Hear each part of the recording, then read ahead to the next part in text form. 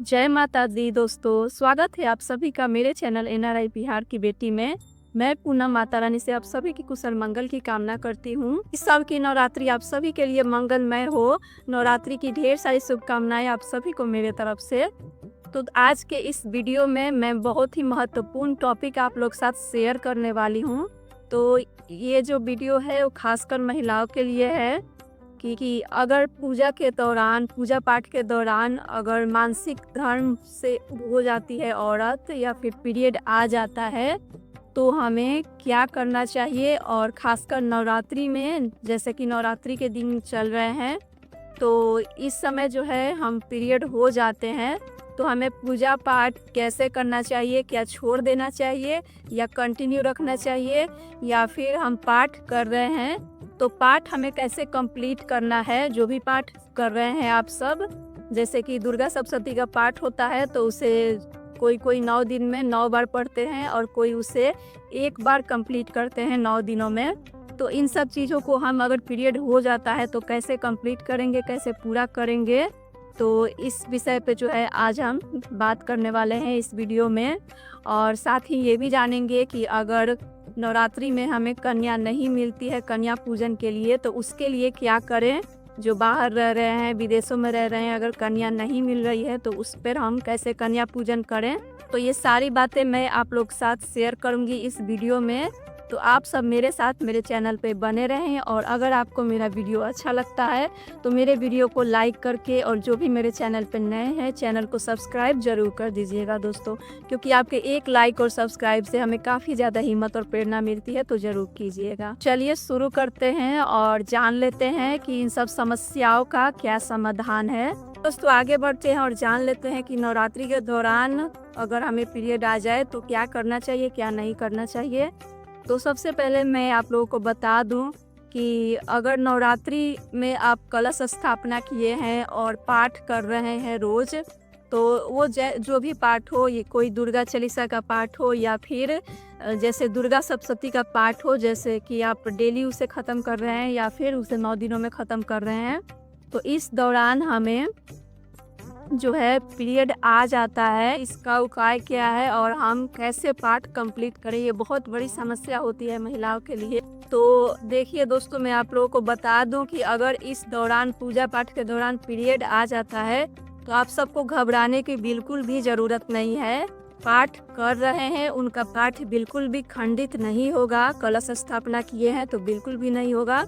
तो चलिए मैं बताती हूँ। तो देखिए दोस्तों, अगर पीरियड आपका आ जाता है, चाहे वो नवरात्रि का पहला दिन हो या दूसरा दिन, तीसरा दिन या चौथा दिन, अगर इसके बाद आप सबका पीरियड आता है और आप लोगों ने पाठ शुरू कर रखा है, तो पाठ को तो हमें कंप्लीट करना है।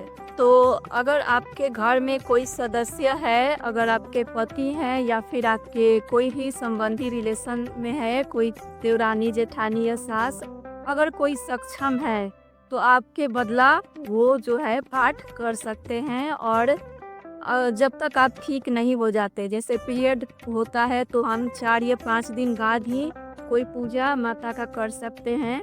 तो इसके बीच में जो है आप किसी का भी मदद ले सकते हैं। जैसे कोई सक्षम है घर में तो वो पाठ कर सकते हैं, और आपके बदले वो पाठ अगर कर रहे हैं तो आपको वहाँ स्नान करके और बैठ के पाठ को सुनना है मन से, और माता से क्षमा मांगना है। माता जो है समझ सकती हैं, और ये तो हमारे हाथ में नहीं है, तो इसमें कोई घबराने वाली बात नहीं है।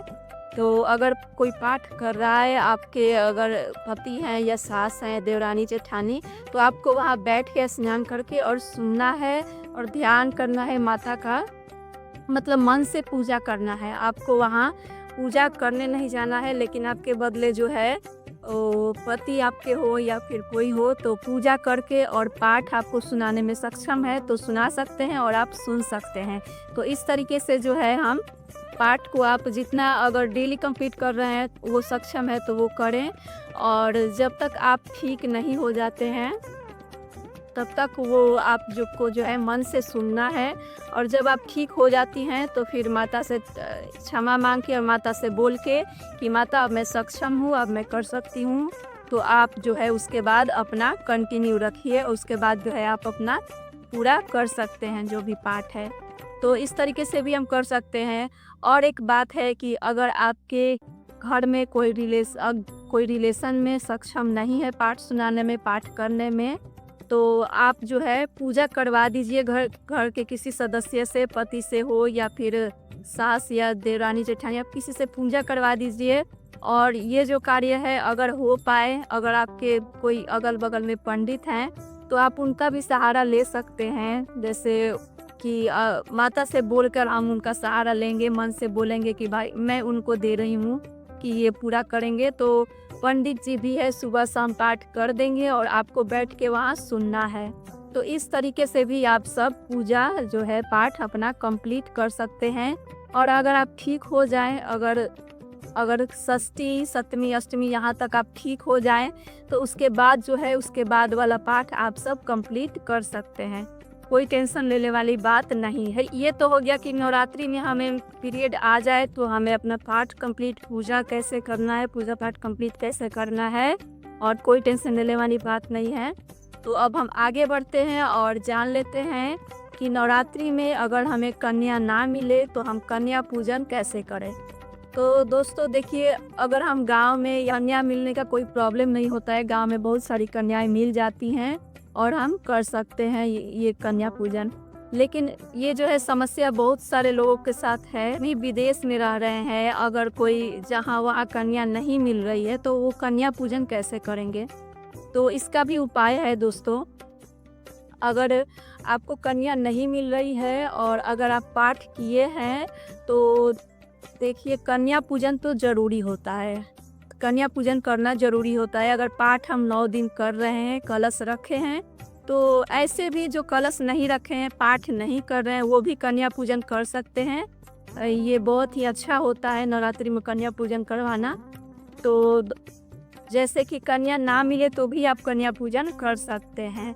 जैसे कि हम कन्या पूजन में हम 9 कन्याओं को खिलाते हैं, वैसे आप 9 जो है प्लेट में, थाली में आप जो है खाने का सामग्री उसमें निकाल दीजिए। उसमें जो है अच्छे से हम जैसे कन्या पूजन करते हैं वैसे जल रख के, सारी सामग्री पूजा की रख के, पुष्प वगैरह रख के, और कन्या के लिए जो है हम 9 जगह निकाल देंगे। जो भी आपके पास मतलब हलवा, पूरी, चना, यही सब खिलाते हैं हम, या फिर फल फ्रूट्स, तो ये सब आप सब निकाल के रख दीजिएगा। और उसके बाद अगर एक भी कन्या मिल जाए तो उस कन्या को पिलाइए और उनका जो है आदर सत्कार कीजिए, पाँव धुलाइए, उनको जो गिफ्ट देना है दीजिए। और बाकी सब जो थाली है उसको हम मंदिर में दे देंगे, या फिर मंदिर ना हो तो आप सब जो है किसी ज़रूरतमंद को, पंडित को खिला सकते हैं, या फिर वो भी ना हो तो आप ऐसे पक्षी वगैरह के लिए रख सकते हैं, या गौ को खिला सकते हैं, गौ माता को खिला सकते हैं। तो इस तरीके से जो है हम कन्या पूजन अपना पूरा कर सकते हैं।